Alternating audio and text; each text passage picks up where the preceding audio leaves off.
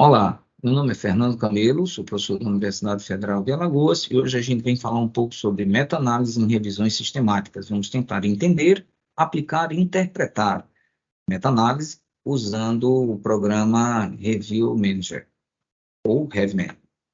O que é a meta-análise? A meta-análise não é um tipo de estudo. A meta-análise é um método estatístico que pode estar presente dentro em revisões sistemáticas, reunindo resultados de uma mesma variável, obtidos de estudos primários, independentes e elegíveis.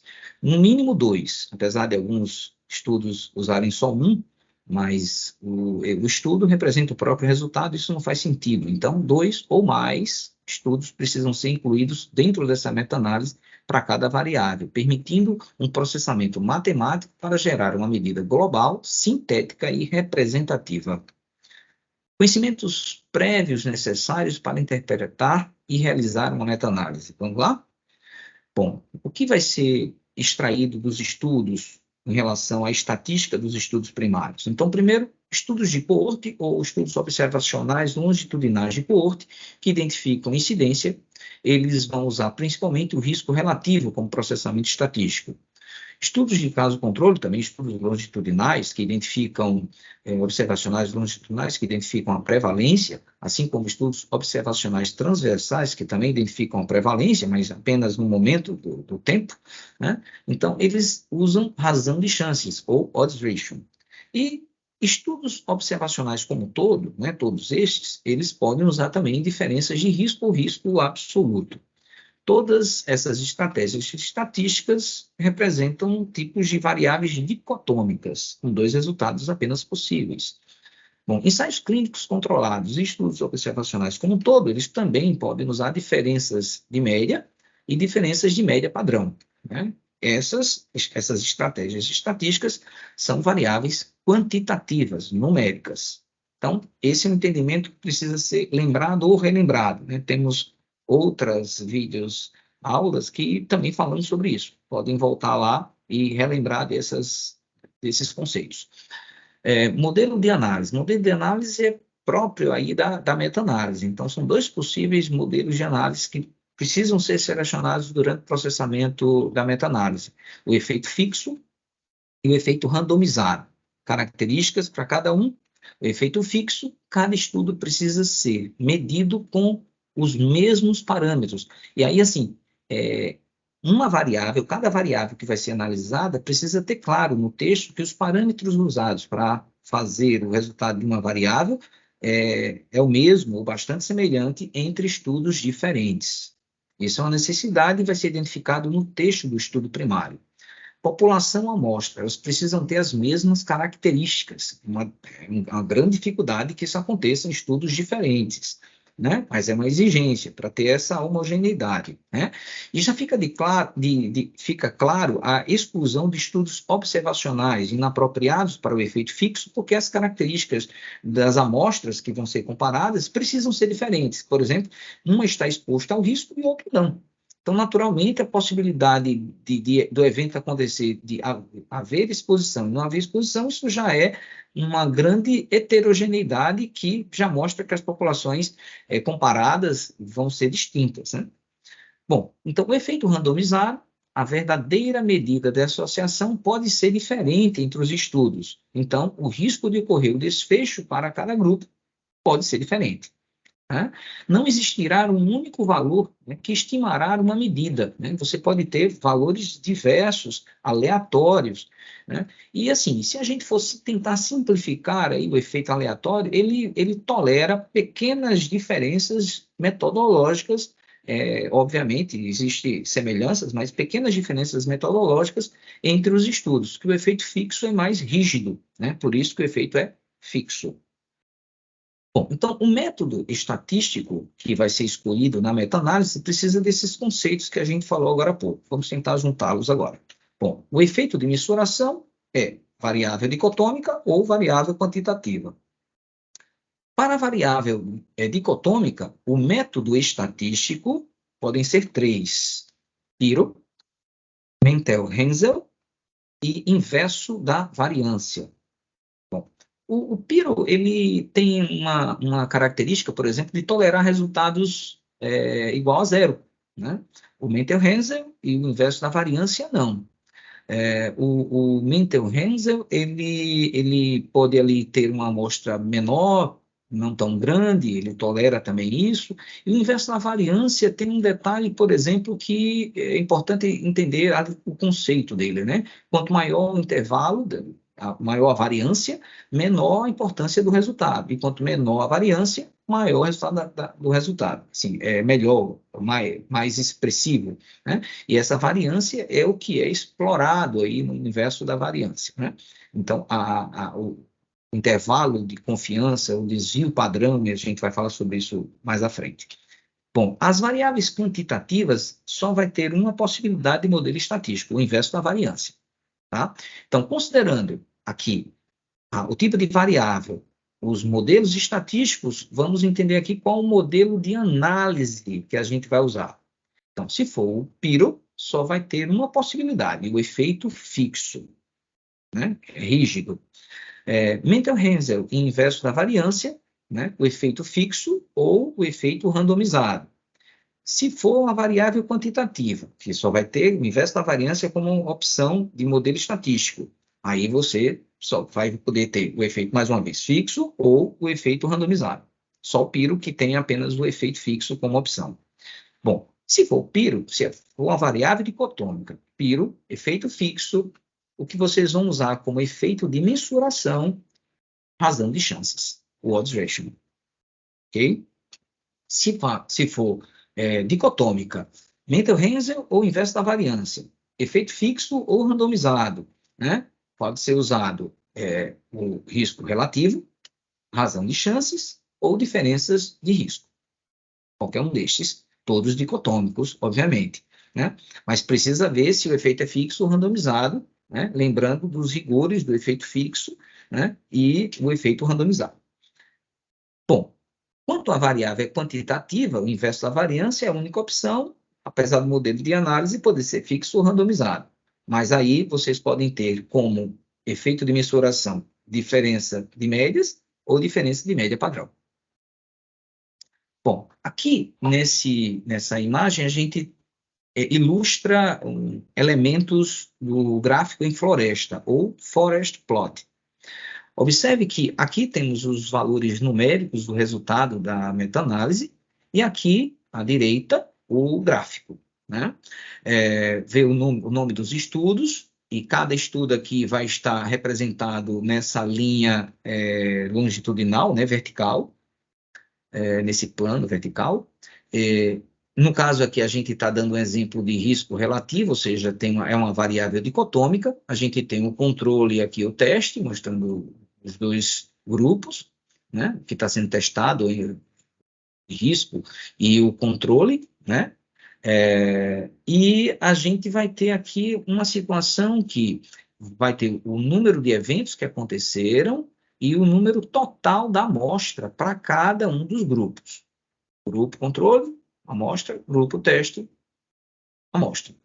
Bom, aí a gente vai ter aqui o peso, né? O peso que vai acontecer para cada estudo, né? De acordo com o tamanho da amostra.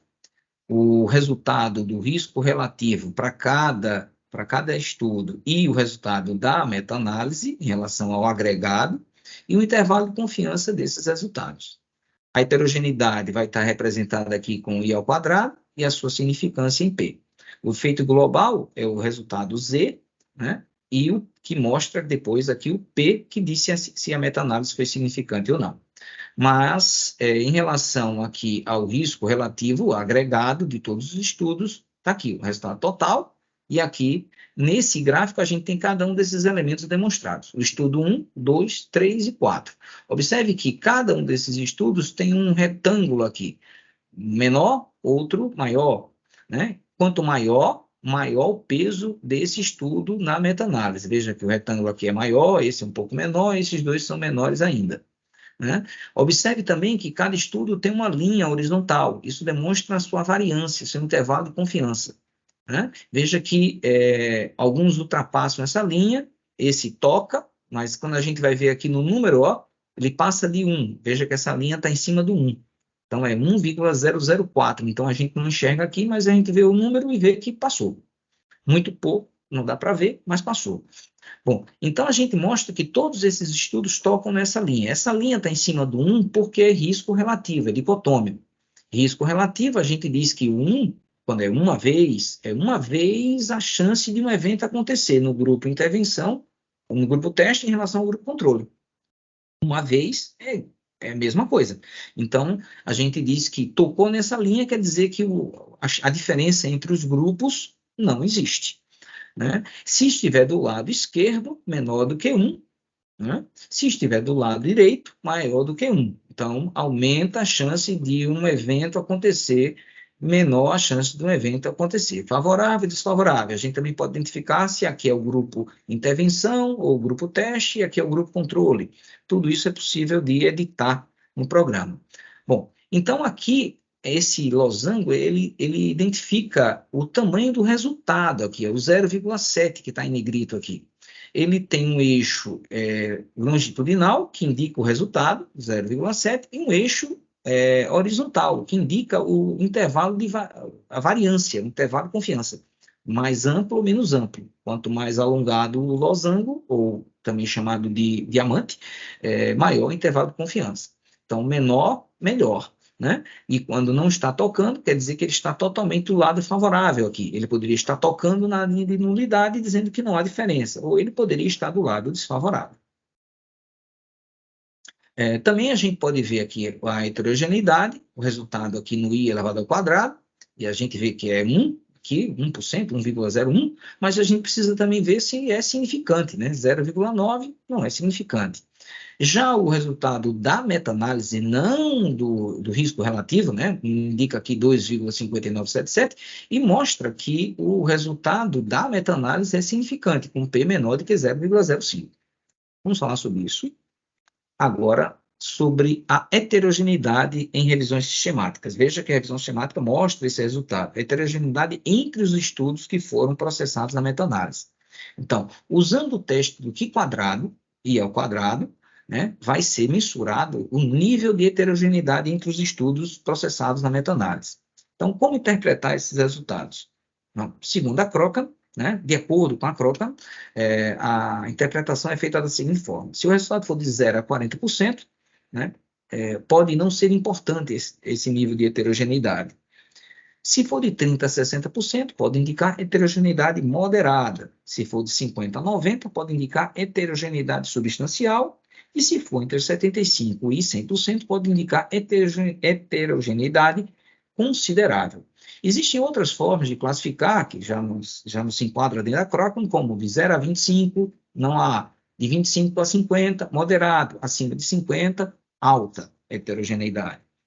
Bom, a heterogeneidade, de acordo com a Crockham, ela deve ter o entendimento da sua significância em relação ao resultado no nível de 10%, ou seja, 0,1. Diferente do que normalmente se usa, né, os 0,5, é um pouco maior. Tá? Bom, e como explorar a heterogeneidade? Porque uma vez existindo a heterogeneidade, precisa entender onde está a heterogeneidade, né? Então, qual é o objetivo? Vamos determinar o fator de interação, o tamanho da associação entre a exposição ao risco e o desfecho. Né?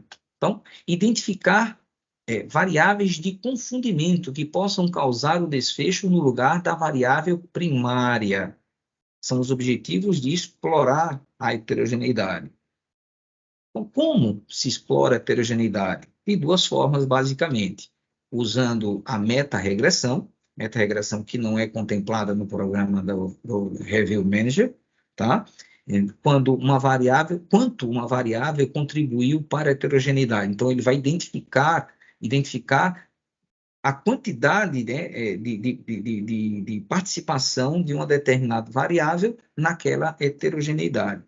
A meta-análise de subgrupos também é uma forma de se explorar a heterogeneidade, dividindo, né, em estratos possíveis aqueles resultados, as variáveis, se for possível, se tiver condições, fracionar em várias meta-análises daquela mesma variável e aí pode-se identificar resultados distintos. Vamos mostrar isso aqui. Bom, a meta-regressão, vamos dar aqui uma noção sobre isso, né? É o modo adequado para explorar heterogeneidade entre estudos eleitos para meta-análise e revisão sistemática com estudos observacionais. Quer dizer, se for estudo de ensaio clínico, a meta-regressão não vai ser usada. E o que é que a gente vai ter aqui? Variáveis de desfecho, risco relativo, razão de chances, né, que é usado nos estudos observacionais, e a variável exploratórias, ou covariáveis, ou variáveis de confundimento ou interação. Bom, fazendo aqui um paralelo com a regressão que a gente já conhece, né, a variável de desfecho, elas seriam variáveis dependentes, né, que vão ter resultados que vão mostrar resultados que vão representar o resultado da nossa meta-regressão. Já as variáveis exploratórias, elas serão variáveis independentes, digamos, mais fixas. Então, características dos estudos incluídos que possam influenciar no tamanho ou direção da medida de associação. Então, vocês vão ter as variáveis independentes, mais fixas, e vão ter, em cima disso, os resultados das variáveis de desfecho, o risco relativo e a razão de chances. Né? Também pode ser criados um valor de corte, né? Quando você pode dizer, olha, posso dividir os resultados, como está escrito aqui, maior que, menor que. Então, eu tenho, para resultados de menor gravidade, por exemplo, de uma doença, eu posso encontrar os riscos relativos e a razão de chances. Para um resultado de maior gravidade da doença, risco relativo, razão de chances. E aí eu posso enxergar se onde está o problema. Se eu ter, de repente, muitos casos de baixo risco influenciando nos de alto risco ou vice-versa. Bom, agora uma coisa importante que limita, geralmente, o uso da meta-regressão, né?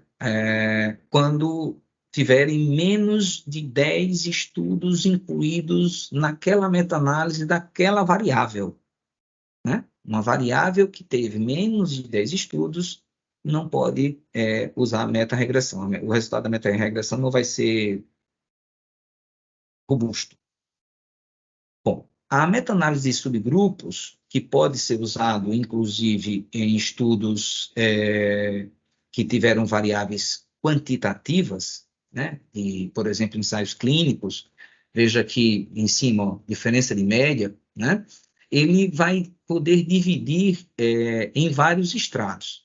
Veja que aqui o estágio de uma calcificação, né? Falando aqui de forma exemplificada, estágio 1, estágio 2, estágio 3, estágio 4, estágio 5, da calcificação do mesmo osso, ok? Do mesmo osso. Então, a variável é calcificação, em cima da mesma estrutura, e em momentos essa calcificação diferente. Então, os autores dividem a calcificação em 5 estágios, e foi avaliado em cada estágio o resultado. Então, o estágio 1 mostrou aqui mais favorável para mulheres, estágio 2 para mulheres, estágio 3 para mulheres, já no estágio 4 foi assim, meio que voltado para os homens, mas tocou na linha de nulidade, ficou igual para os dois. Estágio 5 ficou também tocando na linha de nulidade, igual para os dois. Então, veja que há diferenças. No resultado final da meta-análise, mostra que é favorável para a mulher. Mas o que a gente observa que o que ainda pode limitar um pouquinho aqui são esses dois estágios, né, que mostram que eles são indiferentes, homem e mulher. Mas o que leva ao resultado aqui é o estágio 1, estágio 2 e estágio 3. Se só houvesse análise do estágio 4 e 5, certamente haveria igualdade entre homens e mulheres. O que modifica o resultado são esses estágios iniciais. O que quero mostrar aqui não é o estudo em si, é como é feita a meta-análise de subgrupos, a divisão, né? E consegue identificar em momentos diferentes ou em situações diferentes os resultados. Isso pode ser feito com diversas formas de separações, idade, idades diferentes, ou algum tipo de abordagem metodológica diferente para aquela mesma variável. né? Então, são situações que podem ser estratificadas e mostrar que o resultado pode ser diferente quando há essa estratificação. Bom, o gráfico em funil, ele visa a identificação do viés de publicação. Então, a gente, uma vez feita a meta-análise, pode ser processado nessa estatística o gráfico de funil e esse entendimento do risco de viés de publicação. O funil, o gráfico de funil é feito assim, ele tem uma linha horizontal que mostra os resultados, né? E uma linha vertical que mostra aqui a posição dos estudos em relação ao tamanho da sua amostra. Quanto mais alto o estudo está identificado por esses pontos, quanto mais alto, maior o tamanho da amostra desses estudos. Quanto mais baixo, menor o tamanho da amostra. A base desse funil aqui, né, mostra a largura, mostra o grau de variância, né, o intervalo de confiança. Ou seja, o estudo precisa estar dentro desse funil. Se o estudo estiver fora do funil, indica que ele está fora desse intervalo de confiança.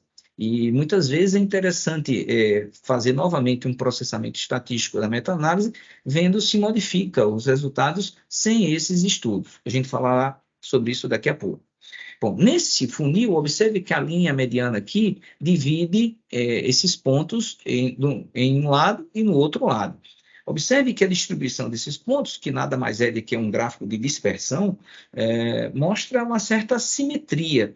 E essa simetria indica ausência de viés de publicação.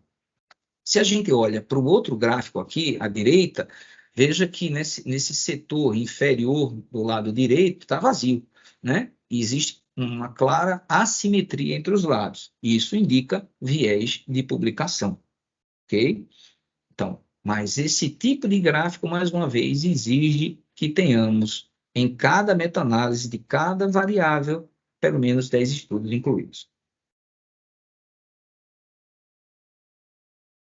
A análise de sensibilidade de uma revisão sistemática, ela vai, na verdade, verificar se o resultado é consistente. O resultado da meta-análise é consistente, mesmo retirando estudos que possam ser discrepantes. Vamos lá. Então, primeiro ponto, atenção aí, né? Não visa estimar o efeito da meta-análise. Você vai rodar novamente a meta-análise, mas aquele resultado não vai expressar o resultado da meta-análise, apenas confirmar a robustez do primeiro resultado, ou não. Então, vamos lá. O que a possibilidade de fazer a análise de sensibilidade vai ser feita de que forma? Não? Selecionar apenas estudos julgados com baixo risco de viés. Na revisão sistemática, vai ser avaliado os riscos de viés de cada estudo. Então, se houver um grupo de resultados com baixo risco de viés, quer dizer, qualidade alta, né? Se você só fizer meta-análise com aqueles estudos, o resultado se mantém o mesmo, ou os estudos de baixo ou de alto risco de viés, eles estão contaminando, né, o resultado da meta-análise, né? Excluindo valores discrepantes, extremos, por exemplo, fora do gráfico de funil, né? Aqueles estudos que estejam fora do gráfico de funil. Na hora que você fizer isso, tirar eles, o resultado se mantém o mesmo? O mesmo, quando eu digo mesmo, não o mesmo número, mas a mesma direção de resultado, favorável, desfavorável, né? Explorando inconsistências entre os métodos, amostras, grupos, intervenção. De repente, você identifica no texto ali diferenças que podem mostrar que um estudo está se comportando diferente do outro. Se você tira aquele estudo, a direção do resultado se mantém. Bom, aqui a gente vai, de forma simples, dar alguns exemplos bem básicos sobre o uso do Review Manager 5.4. Pulando algumas etapas, a gente vai selecionar aqui revisão de intervenção. Veja que existem outras possibilidades, mas revisão de intervenção seria a nossa escolhida. Num outro momento, se nós tivermos variáveis dicotômicas, vai ser selecionado aqui a variável dicotômica, né? Ele vai pedir aqui o número de participantes, né? E vai pedir o número de eventos, né? E o número total de participantes. Assim como também isso vai se repetir tanto no grupo experimental como no grupo controle. Aí vem aquelas necessidades em sequência, né? Se você é dicotômico, pode ser o Piro, pode ser o Mentel-Haensel, pode ser a variância, o inverso da variância. Então, aí a gente vai usar aqui o Mentel-Haensel, que é o mais comumente usado. E aí a gente vai ter aqui o modelo de efeito fixo ou randomizado. Vamos aqui, no exemplo, usar o randomizado, que também é o mais usual, mais comum, porque é o que mais a gente tem, estudos com alguns níveis de diferenças metodológicas. Então, vamos lá. Vamos supor que os estudos que a gente vai incluir sejam estudos de coorte, então vamos usar aqui o risco relativo, né? E aí, seguindo no próximo passo, vamos ter os resultados totais e subtotais, selecionar 95% do intervalo de confiança, que é o de praxe, né? Vamos dizer aqui no gráfico o lado esquerdo e o lado direito, vamos dizer aqui que é o laser no lado esquerdo e dizer que é o placebo do lado direito, o grupo teste e aqui o grupo controle, né? Então, vamos identificar os estudos, né?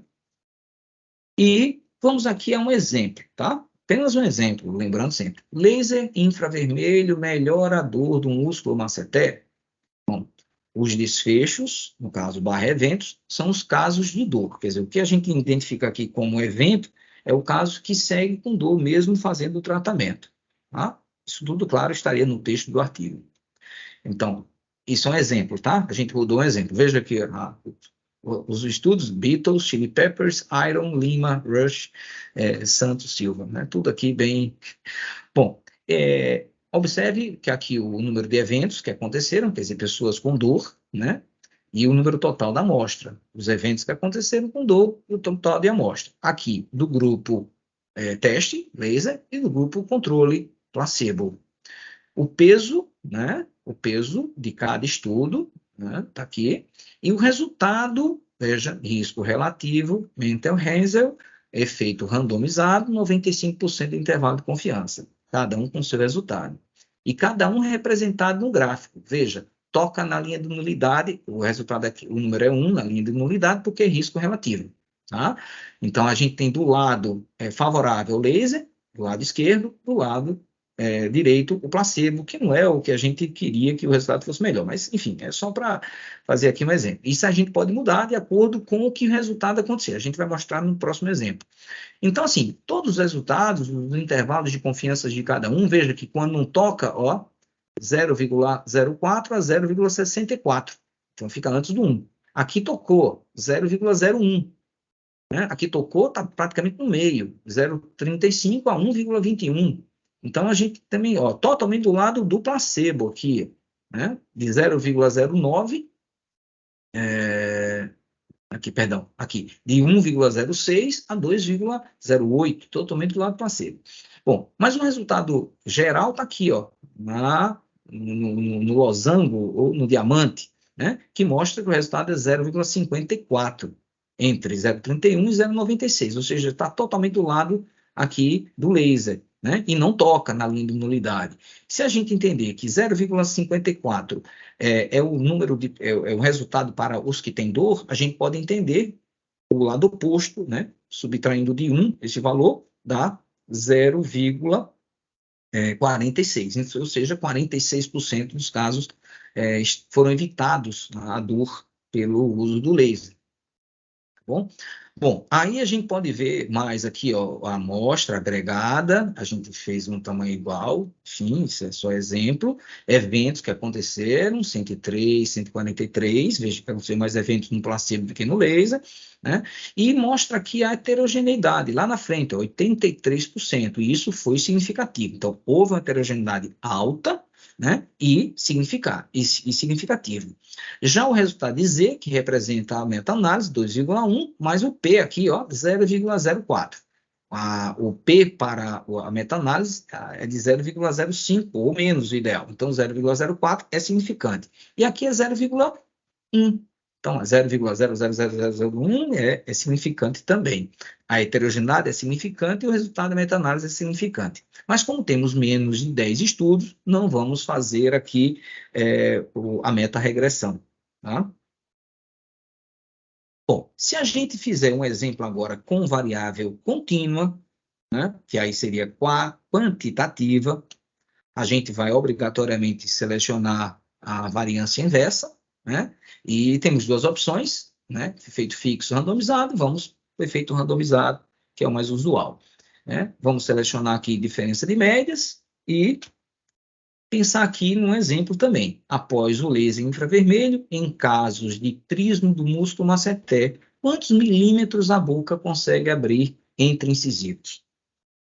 Então, nesse exemplo, temos aqui alguns estudos, Beatles, Chili Peppers, Iron Rush, né? E aqui, olha, a medida, o intervalo, a variância da média, né? O desvio padrão, está aqui representada. Você tem o valor médio, o desvio padrão da média e o total da amostra para o grupo intervenção, laser. E aqui, o placebo, né? A média, o desvio padrão e o total daquele grupo placebo.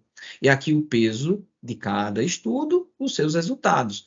Diferença de média. A diferença de média, 5,45. A diferença, 0,4. É a diferença. Então, a favor de quem essa diferença está? Então, por isso que o resultado aqui, a linha de nulidade é zero. Porque a diferença, quando não existe, é zero. Ok? E aí vai ter um intervalo de confiança para cada resultado. No final, a gente vai ter aqui o valor tamanho da amostra agregada, que eu deixei aqui igual, né? E o resultado da diferença. Isso não é quanto abre, é a diferença.